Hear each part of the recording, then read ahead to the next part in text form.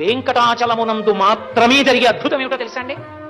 శిశువు నుండి వృద్ధుడి వరకు, స్త్రీ పురుష పండిత పామర కుల మత వర్ణ వివక్ష లేకుండా ఆనంద నిలయంలోకి మీరు ఇలా వెళ్ళి చూడగానే ఒక పెద్ద రాశీభూతమైన విద్యుత్ ఎలా లాగేస్తుందో అలా ఆయన మీ మనసు లాగుతాడు. అందుకే అప్పటి వరకు అబ్బా ఏమిటోనండి అన్నవాళ్ళు ఎంత బాగున్నాడని అంటారు. వెనక్కి నడవడం జీవితంలో అలవాటు ఉండదు. తోసేస్తున్నా గోవిందా గోవిందా గోవిందా గోవిందా నువ్వు బయటకు వచ్చి కూడా ఇలా చూస్తుంటారు. తొంగి ఎలా ఉంది ఏం చెప్పనండి అంటారు. అంటే నువ్వు ఎంత ప్రయత్నం చేసినా మనసు నిలబడదు. ఓం శ్రీనివాసాయ నమః అంటుంది, ఇలా పువ్వేయి మనసు ఎక్కడిపోవచ్చు.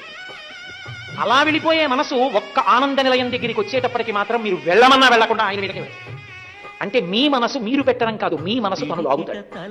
మీరు అలా 2 క్షణాలు చూశారనుకోండి, ఆ 2 క్షణములు మీరు తపస్సు చేసి ఈశ్వర సాక్షాత్కారం పొందారని మీ జీవుడికి